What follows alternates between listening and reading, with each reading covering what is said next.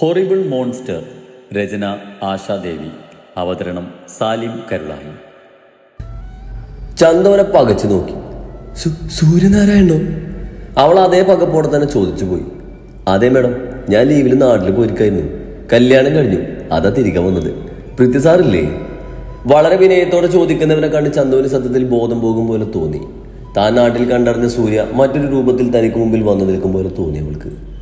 ചേട്ടനിരിക്കെ സൂര്യ അല്ല, പൃഥ്വി സാർ ഇപ്പൊ വരും. അങ്ങനെ പറഞ്ഞുകൊണ്ട് അവൾ വേഗം അവിടുന്ന് തിരിഞ്ഞു നടന്നു. മനസ്സ് വല്ലാതെ കലങ്ങി മറിയുന്നത് അവൾ അറിഞ്ഞു. ഇനിയും ചതിക്കപ്പെടുകയാണോ? ഇയാൾ സൂര്യ ആണെങ്കിൽ അപ്പൊ പൃഥ്വി ആരാണ്? ശരിക്കും നാരായണ മാഷിന്റെ മകൻ തന്നെയാണോ ഈ സൂര്യ? അതോ പൃഥ്വിയോ? അവൾക്കാകെ തലവരുത്തു. കണ്ണുകൾ അനുസരണയില്ലാതെ നിറഞ്ഞൊഴുകി. ആരെ വിശ്വസിക്കണം, എന്താണ് സത്യം, എന്താണ് മിഥ്യ എന്നറിയാതെ ആ പെണ്ണാകെ വലഞ്ഞുപോയി.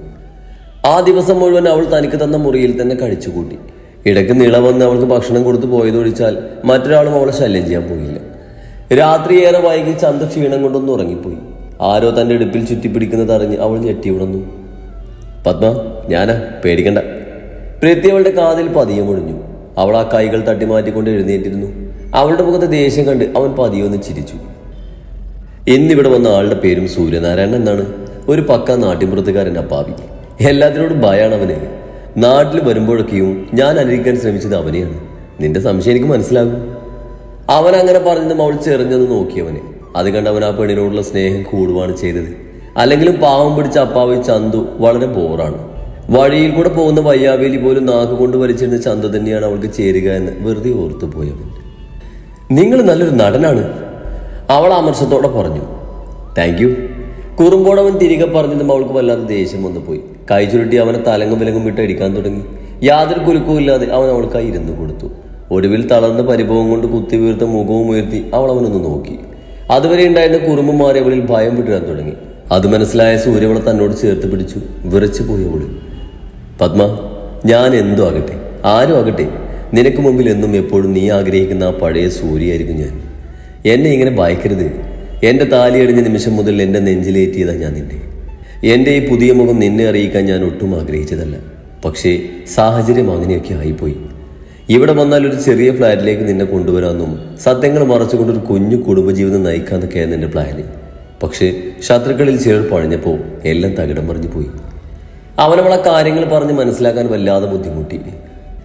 ഇങ്ങനെയൊക്കെ സംഭവിച്ചില്ലായിരുന്നെങ്കിൽ ഞാനൊരു വിഡ്ഢിയെ പോലല്ലേ? അവളുടെ ചോദ്യം കേട്ട് വിരൽ കൊണ്ട് തന്നെ നെറ്റിയിൽ ഒടിഞ്ഞു അവൻ. അങ്ങനെയെങ്കിൽ എന്നെ ഈ അവസ്ഥയിൽ എത്തില്ലായിരുന്നു. എന്നെ സ്നേഹിച്ച്, നമ്മുടെ കുഞ്ഞിനെ സ്നേഹിച്ച്, സന്തോഷത്തോടെ സമാധാനത്തോടെ ഇന്നും പഴയ സൂര്യേട്ടനെ സ്നേഹിക്കുന്ന ആ പാവണം കില്ലടി ചിന്തുവായി നീ ഇന്നും പൂർണ്ണ മനസ്സോടെ എന്നോടൊപ്പം ഉണ്ടായിരുന്നേനെ. അവന്റെ വാക്കുകൾ അവളുടെ ഹൃദയത്തെ പൊളിച്ചു. സത്യമാണ്, ആ പഴയ ചന്തുവാകാൻ താനും വല്ലാതെ കൊതിച്ചു പോകുന്നുണ്ട്. തന്റെ സൂര്യേട്ടനെ മാത്രം സ്നേഹിച്ച് അദ്ദേഹത്തോട് കുറുമ്പ് കാട്ടി എല്ലാവരുടെയും ചെല്ലക്കുട്ടിയായി വീണ്ടും ഒരു ജീവിതം. ഇന്ന് താൻ കൊതിക്കുന്നത് അങ്ങനെ ഒരു ജീവിതമാണ്. ഇനി അങ്ങനെയൊന്നും നടക്കുമോ? ഇല്ല. ഈ പുതിയ പൃഥ്വിയെ പൂർണ്ണ മനസ്സോടെ എല്ലാം മറന്നുകൊണ്ട് സ്നേഹിക്കാൻ തനിക്കാവില്ല. ഭയമാണ് ഇന്ന് ഈ മനുഷ്യനോട് തോന്നുന്ന വികാരം. ഭയം മാത്രം. ഭയക്കരുത്. ഞാൻ നിനക്ക് വാക്ക് തന്നതല്ലേ.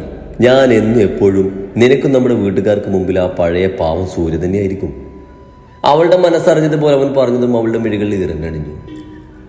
യാതൊരു പേടിയും കൂടാതെ പൂർണ്ണ മനസ്സോട് സന്തോഷത്തോടെ അധികാരത്തോടെ എന്നെ സ്നേഹിക്കുന്ന ആ പഴയ ചന്തുവിനെ എനിക്ക് തിരികെ വേണം പത്മ. ഇത്തവണ അവന്റെ വാക്കുകളിൽ വല്ലാത്തൊരു തരം വാശി നിറഞ്ഞിരുന്നു. വിട്ടുകൊടുക്കില്ല എന്നൊരു വാശി, എന്നും തൻ്റേതായിരിക്കണം എന്നൊരു കുഞ്ഞു സ്വാർത്ഥത. അതവൾക്ക് മനസ്സിലായി.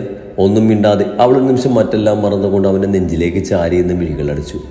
അവൻ തന്റെ ഇരു കൈകളാലും അവളെ സ്വന്തം നെഞ്ചോട് ചേർത്ത് പൊതിഞ്ഞു പിടിച്ചു. കോടതിയിലേക്ക് പ്രതിയെ കൊണ്ടുപോകാനായി പോലീസ് സന്നാഹം തയ്യാറായി. മീഡിയ അവർക്ക് കിട്ടിയ പുതിയ ന്യൂസ് ആഘോഷിച്ചു. കേരളമൊട്ടാകെ കല്യാണിക്ക് വേണ്ടി മുറവിളി കൂട്ടി. ഒരുപക്ഷെ ആളുകൾ അവളെ അനുകൂലിച്ചും മറുപക്ഷം ആൾക്കാർ അവളെ തെറ്റുകാരിയാക്കിയും സംസാരിച്ചു. ചിലർ അവളുടെ വസ്ത്രധാരണയെ വിലയിരുത്താനും മറ്റു ചിലർ അവളുടെ അമ്മയെ കുറ്റപ്പെടുത്താനും ചില നാറിയ മനുഷ്യർ ആ പെൺകുട്ടിയെ വാക്കുകൾ കൊണ്ട് വലിച്ചു കീറാനും തുടങ്ങി. പോലീസുകാരും നന്നായി തന്നെ ജിത്തുവിനെ ഉപദ്രവിച്ചിരുന്നു. പ്രായപൂർത്തിയാകാത്ത കൊച്ചു പെൺകുട്ടിയെ ഇത്രയും ക്രൂരമായി മാനഭംഗപ്പെടുത്തി അവളുടെ വയറ്റിൽ നാമ്പിട്ട് ആ കുഞ്ഞു ജീവനെ ചവിട്ടിക്കൊന്ന് അവനോട് ആർക്കും യാതൊരു ദയയും തോന്നിയില്ല. അവശതയോടെ ജിത്തു കൈവിലങ്ങുമായി പോലീസിനൊപ്പം വാഹനത്തിലേക്ക് കയറി. ക്യാമറകളുമായി ഒരു കൂട്ടം ജനങ്ങൾ അവരെ പൊതിഞ്ഞുവെങ്കിലും ആ ജനക്കൂട്ടത്തിൻ്റെ രണ്ട് മിഴികൾ മാത്രം അവനെ അത്രയും പകയോടെ നോക്കുന്നുണ്ടായിരുന്നു.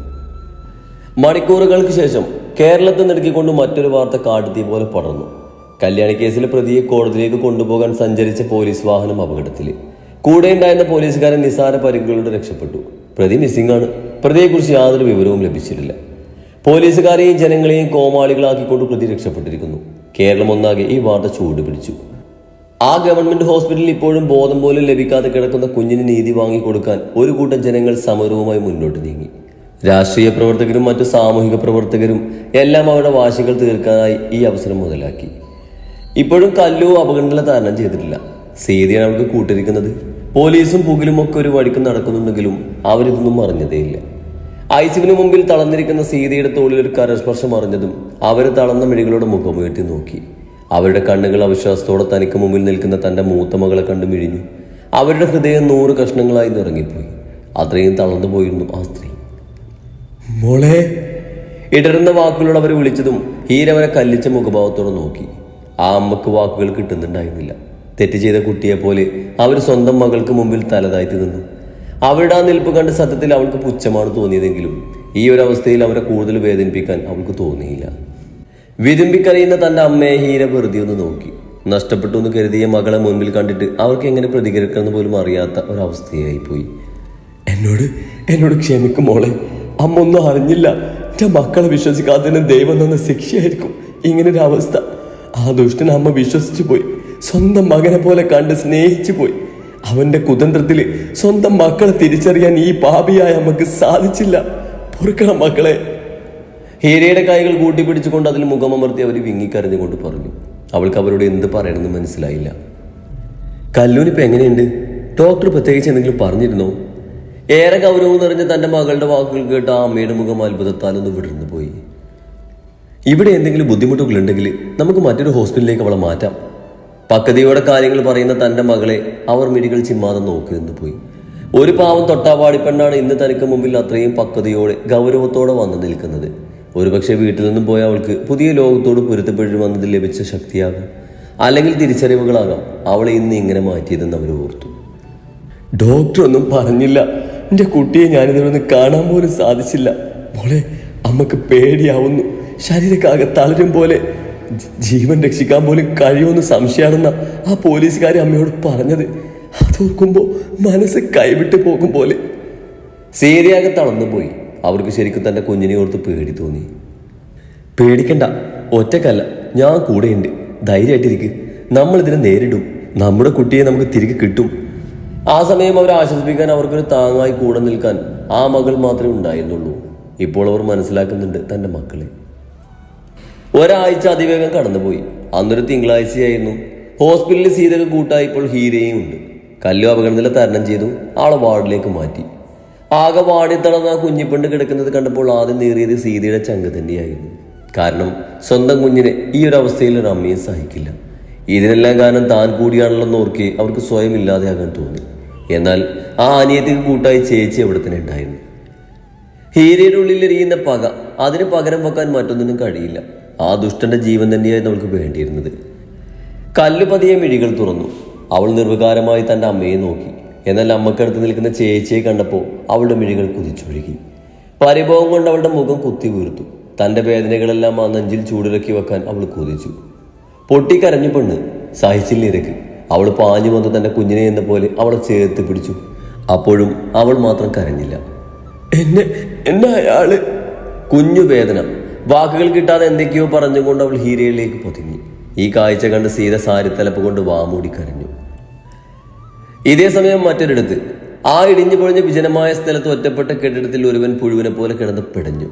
പോലീസിനെ പോലും കബളിപ്പിച്ചുകൊണ്ട് ജിത്തുവിനെ ഹീര തന്നെയാണ് തൂക്കിയത്.